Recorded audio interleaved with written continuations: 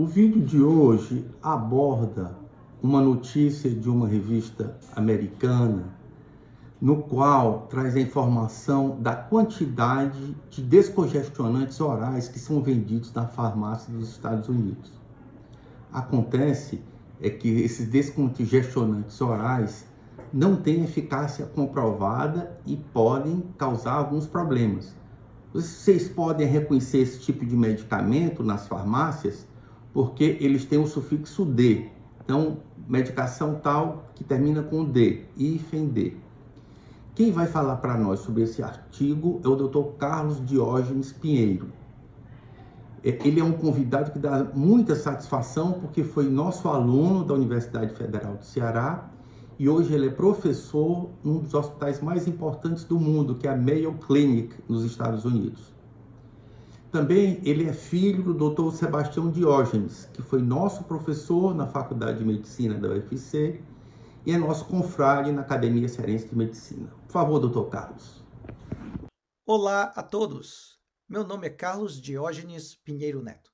Sou médico, formado pela Faculdade de Medicina da Universidade Federal do Ceará, onde tive grandes professores, dentre eles o professor Ricardo Pereira, meu professor de cardiologia, a quem eu agradeço imensamente o convite e a oportunidade de falar para vocês deste tema tão importante e tão atual, que foi publicado em fevereiro de 2024 no Jornal da Associação de Medicina Americana, o JAMA. Título do trabalho: Tendências nas vendas de fenilefrina e pseudoefedrina nos Estados Unidos. A fenilefrina e a pseudoefedrina são exemplos de medicamentos vendidos sem a necessidade de receita médica aqui nos Estados Unidos. São chamados over-the-counter. São indicados como descongestionantes nasais sistêmicos. No entanto, desde a década de 90, já existia uma preocupação sobre a eficácia desses medicamentos. Até que, no ano passado, em 2023, o FDA, que é o órgão que controla os medicamentos aqui nos Estados Unidos, aprovou por unanimidade que realmente não existia nenhuma comprovação científica que suportasse a eficácia da fenilefrina e pseudoefedrina como agentes para descongestão nasal sistêmico. Por causa disso, alguns estudos foram realizados, como o que vamos apresentar, para termos a ideia do volume de medicamentos que foram comercializados durante esses anos e o valor econômico envolvido. O grupo de Pittsburgh analisou o banco de dados chamado IQVIA, IQVIA, um banco de dados americano que coleta informações sobre a venda de medicamentos a cada trimestre. Eles analisaram um período de 10 anos, de 2012 a 2021, e usaram como unidade padrão da fenilefrina ou pseudoefedrina um comprimido ou 1 ml, e para o valor econômico utilizaram a inflação americana para se chegar a um valor real do volume total, do valor total durante esses 10 anos da comercialização desses medicamentos. Como resultado, eles identificaram que de 2012 a 2021 foram comercializados cerca de 19,8 bilhões de unidades de fenilefrina. Unidades de fenilefrina, um comprimido ou 5 ml. Um valor total de 3,4 bilhões de dólares.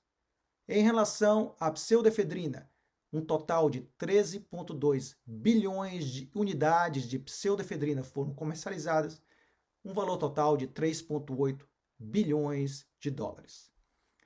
Interessante que eles notaram que existiu uma queda na comercialização de pseudoefedrina, que foi estatisticamente significante comparando 2012 com 2021.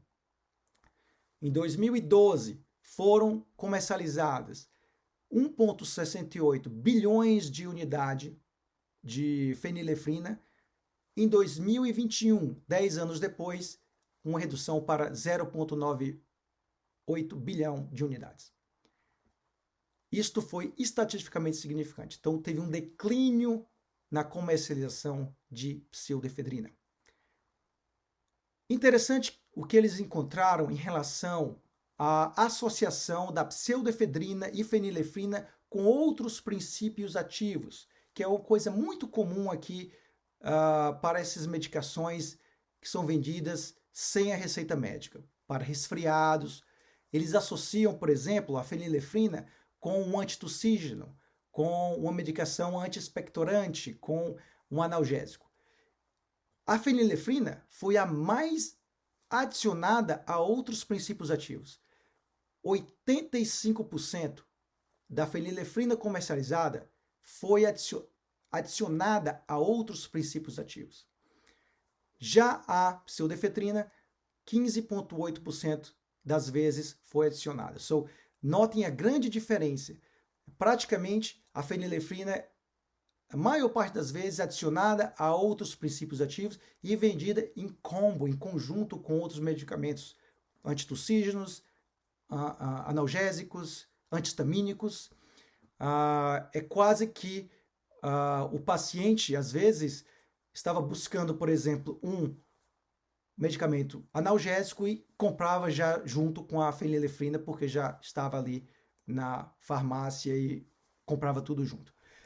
Uma maneira de vender a fenilefrina como combo com outras medicações.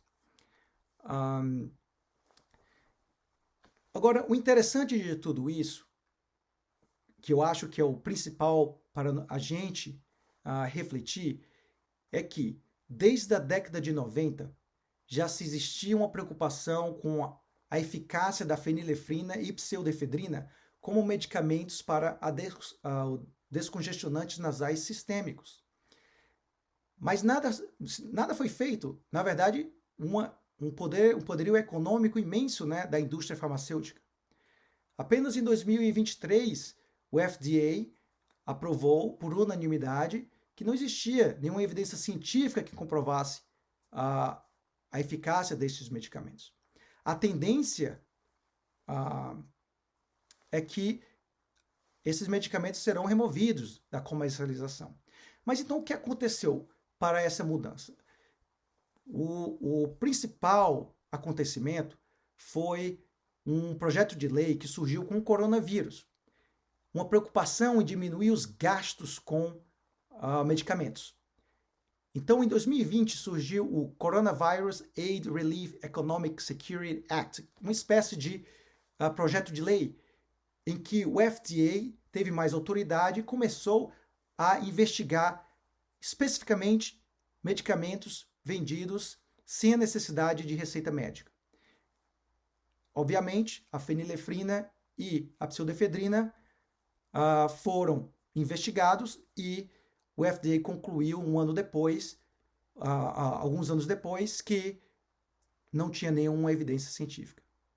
Agora, assim, a principal reflexão de tudo isso é, durante décadas, a população consumiu quantidades absurdas de fenilefrina e pseudoefedrina, e a fenilefrina, muitas vezes, adicionada a medicamentos como analgésico, como antihistamínico. E sabemos que a fenilefrina e a pseudoefedrina, o mecanismo de ação, são agonistas adrenérgicos receptores alfa. Aumenta a frequência cardíaca, aumenta a pressão arterial, ansiedade, aumenta os riscos cardiovasculares. Então, um ponto para reflexão é: será que alguns pacientes aumentaram o risco de infarto agudo do miocárdio ou tiveram eventos cardiovasculares pelo uso indiscriminado desses medicamentos durante décadas, sem uma comprovação científica da eficácia? Eu agradeço muito a oportunidade, professor Ricardo Pereira, e até mais. Agradecemos ao Dr. Carlos, que falou para nós sobre o volume de venda de descongestionantes orais nos Estados Unidos. No próximo vídeo, vocês vão ouvir falar sobre tratamento do diabetes no idoso. Aguardem.